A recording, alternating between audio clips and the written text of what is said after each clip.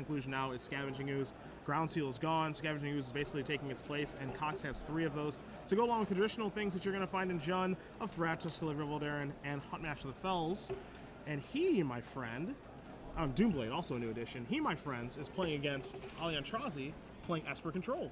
So, Pat Cox on the play, Overgrown Tomb to Ollie's Watery Grave. Ollie a little light on M14 cards. Looks like, as far as I can tell, no Doomblades, just a Shrivel in the sideboard. Okay. Shrivel, that is interesting. Pat Cox has the nut draw of Farseek on 2. Yeah, that is deemed the nut draw in Jund, of course. Playing a Farseek on turn 2, the deck is miles better when it has Farseek as opposed to when it does not. So Cox off to a very nice start here, both in the tournament and in this particular game against Aintrazi. Yeah. Just basic notes about Ollie's list. It's the sort of Planeswalker style that him and Shahid Surani have been pretty high on the last year or so. Only main deck creature aside from Snapcaster is 1 Resto Angel. There's an Aetherling and an Obzidot in the sideboard.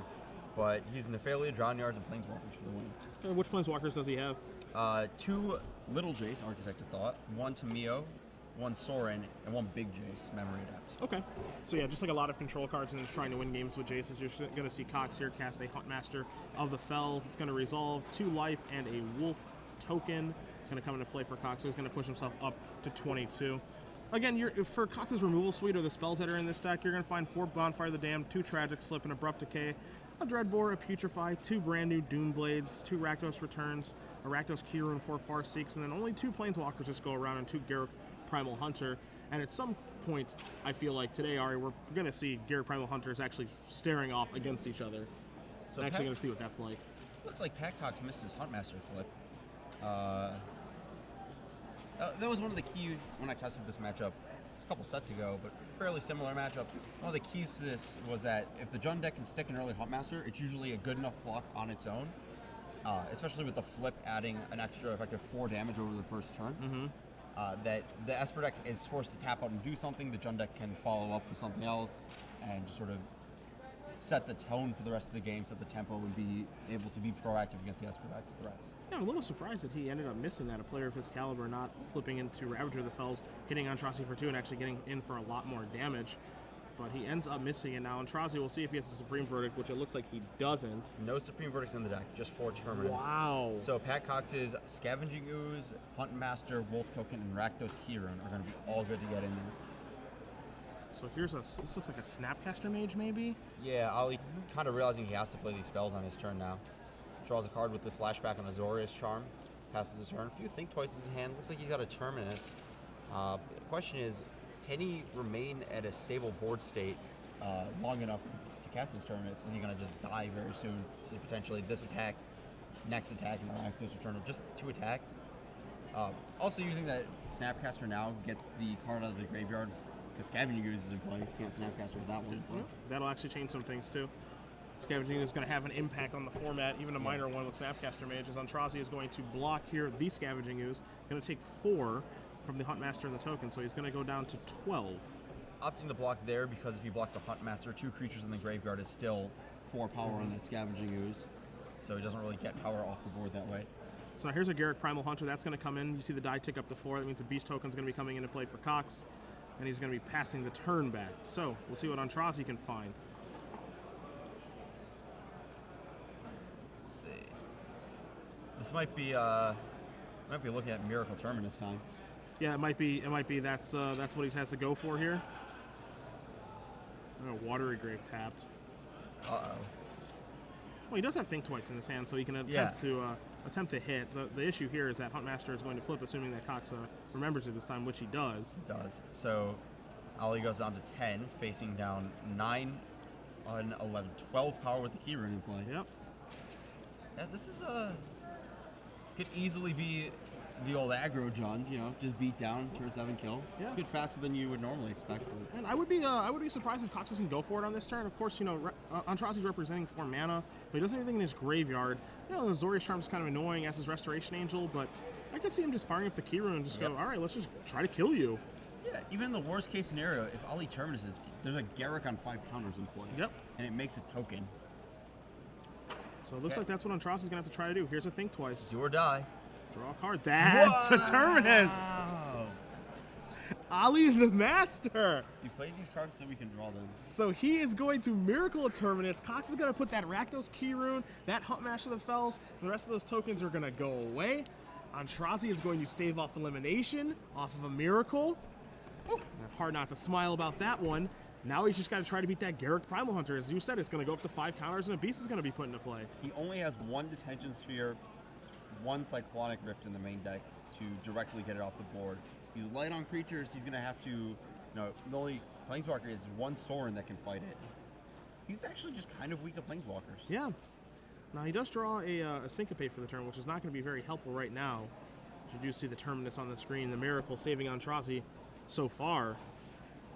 Here is an Athalia Drownyard. Aintrazi is going to pass the turn back. So Cox is going to draw his card for the turn, not a Miracle of his own, even though he does have a Bonfire of the Damned in his hand currently. Looks like 2 Terminuses in Ollie's hand already, potentially. That means that was 1 of 2 left in his deck when that happened. Yeah, don't tell Pat that.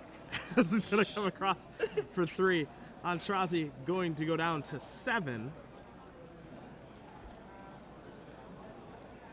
And what is Cox going to do in his second main phase? Maybe draw some cards, make another Beast maybe, get closer to Garruk Primal Hunter's Ultimate. We're just going to see a Farseek to start. The whole Farseek Supreme Verdict dichotomy this entire season has been really interesting. Sort of back and forth on whether you need to go faster or whether you need to kill the resilient creatures. Yeah, it has really gone back and forth with that, but Farseek is definitely at its best, I think, in the Jund deck overall. Yeah. Like, there are a lot of different Farseek decks, but I think this is the best one. Yeah, Jund. The Bant deck tried to play it a little bit. There's some of the mid-range decks like your deck, the Jund aggro, yep. Falcon, those guys that try to play it, but this deck needs its mana. Yes. It wants to play 4-drop, 5-drop. So here's a Think Twice. Draw a card, not a Terminus, just a Glacial Fortress. But Aintrazi can draw another one, and he will. Think again. Doesn't have to leave up Terminus there. Yep. So we'll see what he draws on this one. An Isolated Chapel, so he's got quite a few lands in his hand. You see the first 4 there are lands. He also has a Syncopate in his hand that he drew a couple turns ago, but he doesn't really have a ton going on. He might actually have to cash in a Terminus right now just to take care of these Beast tokens. The old 0 for 1 round? Yeah. Which is pretty unfortunate, but you see him slide that Terminus forward in his hand. Life. Yeah.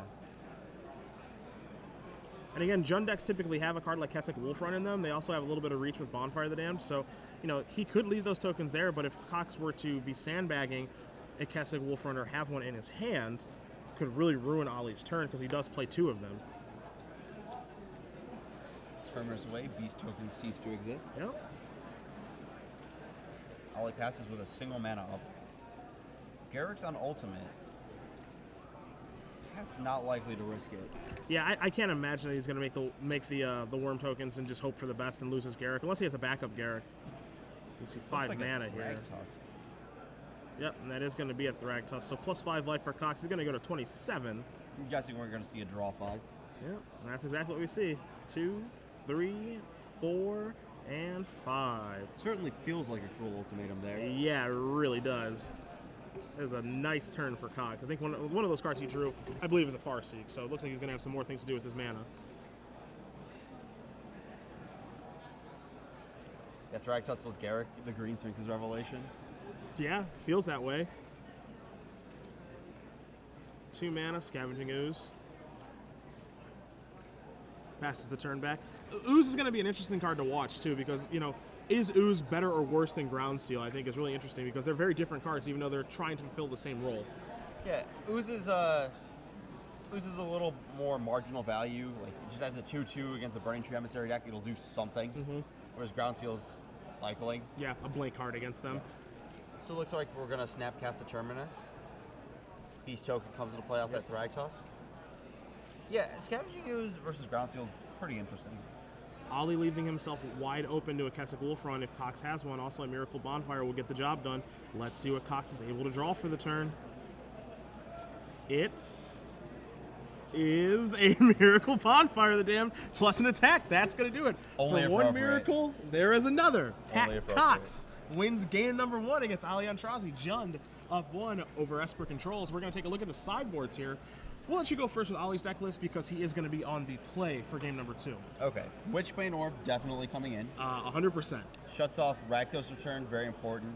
shuts off potential duresses out of the sideboard, shuts off Huntmaster triggers, shuts off bonfires if they end up having to stay in for dealing damage. So Witchbane Orb, you might want one, maybe both of them. Ollie is two. Probably bringing Aetherling as your sort of mid-range control mirror trump. Yep. Negate. I don't know if he wants all 3 copies, but I could easily see 2 coming in. Sure, I could see some number of negates coming Yeah, in. yeah. Yep. Yeah, they don't deal with Thragtusk, but you need to be able to deal with Rakdos Return Garruk. Pithing Needle can take out Castle Wolfrun. Very important role. Otherwise, you're having to answer every single threat out of the Jund deck. Yep. More Detention Spheres if you care about Garruk's. I don't think it's likely. I think I'll just stick with the 1 in the main deck at most.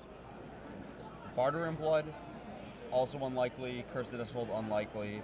Planar Cleansing, I kind of like. Okay. Because it kills Garruk, it kills Kiru. Okay. It seems like an upgrade to Terminus in this matchup. Yeah, and I think we already saw him slide some Terminus out of his deck already. Yeah. There's the rest of Ollie's sideboards, a Devour Flesh and a Shrivel. Neither is especially well positioned in this matchup. Sure. In terms of the main deck, he's boarding out a couple Terminus. A lot of these numbers are just things you can kind of play with. 4 far away, Azorius Charms, Think Twices. If you want less card draw, more card draw. I would not expect him to board out Planeswalkers. Yeah, I think that's one of his keys to this matchup is if he can just get a Planeswalker into play and then untap, he can deal with, tread water against Pat Cox's threats long enough that every turn he has a Planeswalker in play, he's actually making parity or getting ahead. Yep, I agree. And, Planeswalkers are difficult for the Jund deck to beat in the first place. Like, they do have Bonfire, they do have Rakdos Return, yes, but as you said, if he's able to untap with a Planeswalker, that's where things get really difficult for Cox and his Jund deck. Yeah, especially on the play, something like a turn 4 Jace Architect, I thought. If Pat, even if Pat has a Farseek hand, it's going to get difficult to kill that. Yeah, I agree. As we take a look here at Cox's sideboard, you see him shuffling up here for game number 2. 2 Pillar of Flame, 2 Duress, 2 Barter in Blood, 1 Rakdos' Return, 2 Underworld Connections, 3 Liliana of the Veil, 1 Curse of Deathhold, 1 Grafdigger's Cage, and 1 Tragic Slip. He's definitely got some hate against control decks here.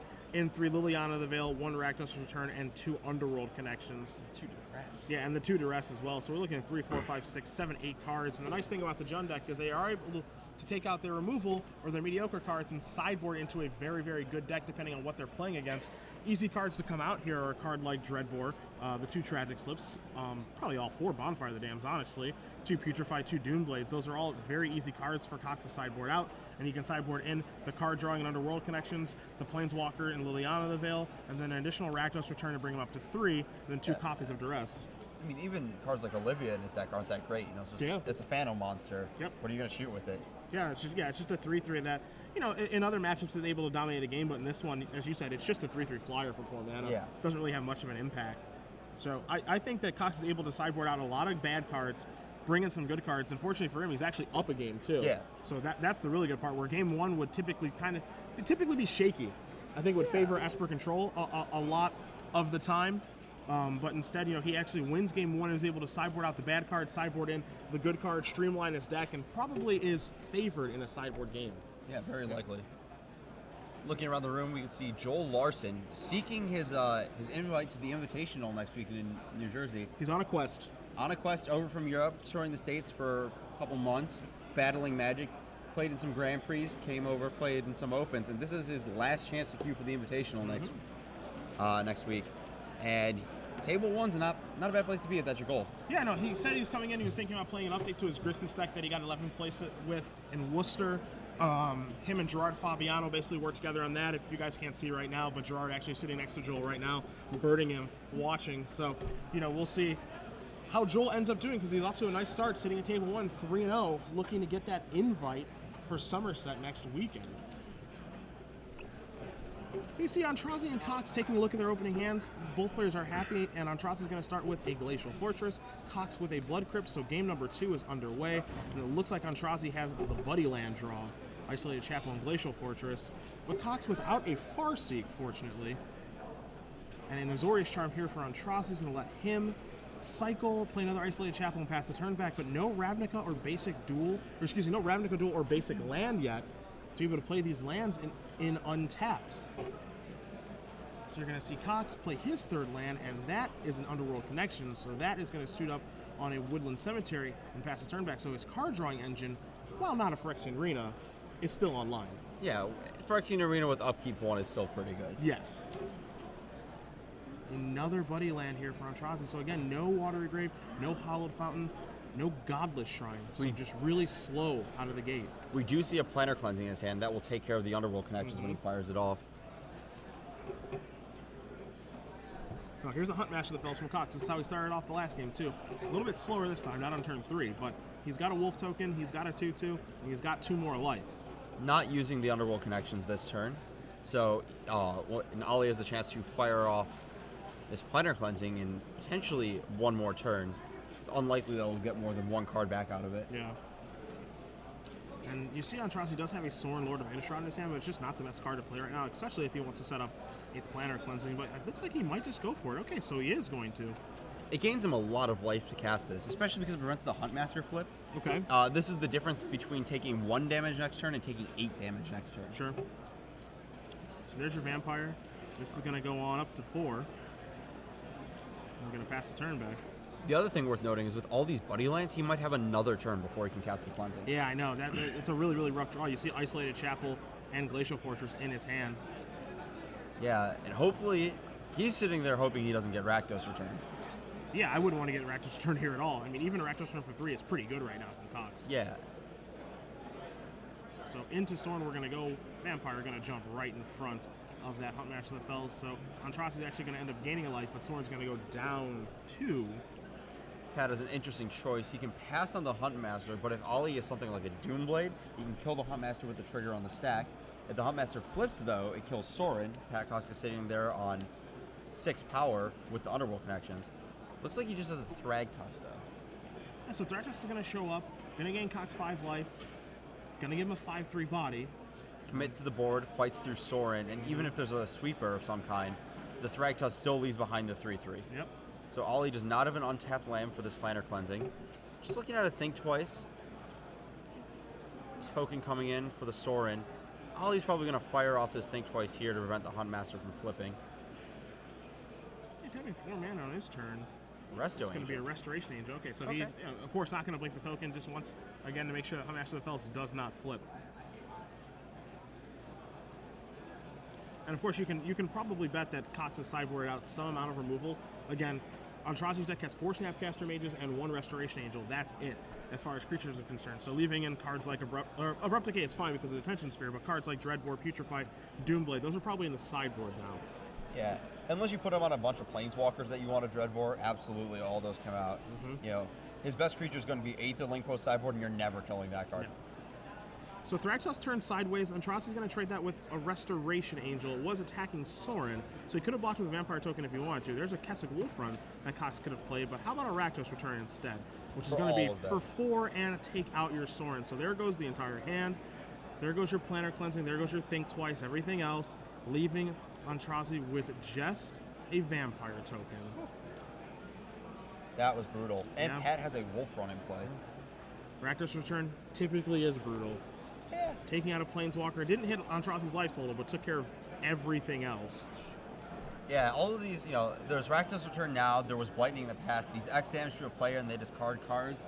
It's just so brutal against Planeswalker control decks. Yep, it really is, and it's such a great tool to be able to beat any of the Planeswalkers. Yes. So you see Aintrazi has drawn a card for the turn again. He has Think Twice in his graveyard. It looks like he's drawn Far and Away, so he's going to fuse that. He's going to bounce the token, and then Cox has to sacrifice something. So, again, when you're fusing Far and Away, the blue part happens first, then the Edict part happens. Yes. So Cox sacrifices the Wolf token. The Beast token is bounced from Thragtusk. He's left for the Huntmaster of the Fells versus a Vampire token.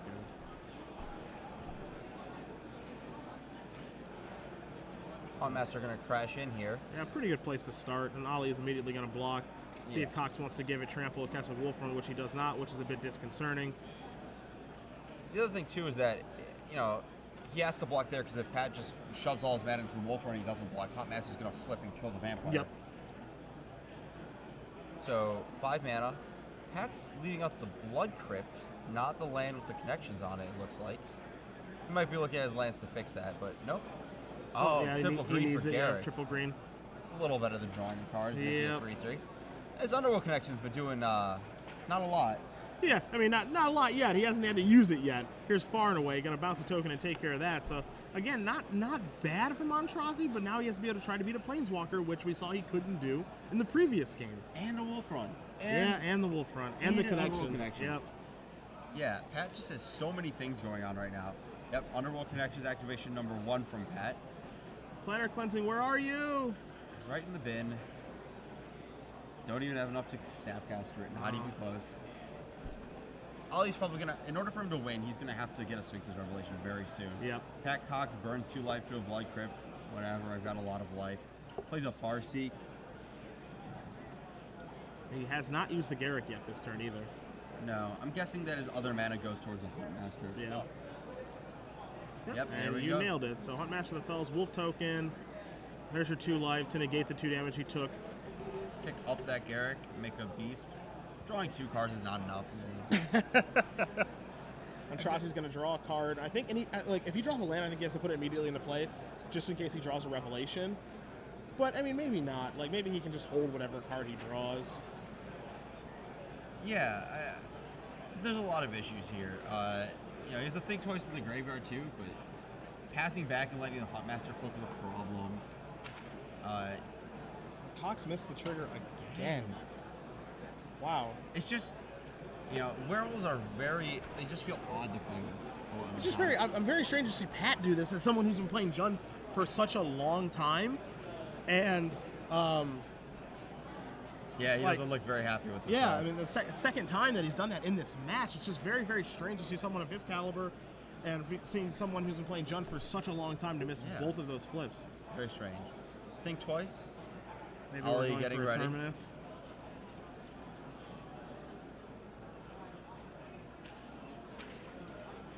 No Terminus. Once is enough. That's all we get. So here's a large Wolf Run activation. It's going to be for 1, 2, 3, 4, 5, 6, 7, 8, 9, 10, 11, 12 damage. Yep. Going to put Aintrazi down to 10. Likely 2 more on Aintrazi's upkeep if Pat sees that. Yep. Makes a beast. Well, no, Think Twice was cast. Oh, Think Twice. Yeah. There we go. And you see on Aintrazi's hand, he has a land and a Tamiyo the Moon Sage in his hand, so he's going to draw another card. I believe that was an Aetherling. And it was, but I don't think this is good enough to get him out of this situation. And the main reason, I mean, there's a lot of different reasons, but the big culprit here is Kessig Wolf Run. That's the main reason that it's not going to be enough to come back. No. So you see the playful banter between Aintrazi and Cox. He's just going to pass the turn back. Yeah. Ollie is at 1 too few life, or just barely not enough resources. You know, if you could play Tamiyo, draw a bunch of cards.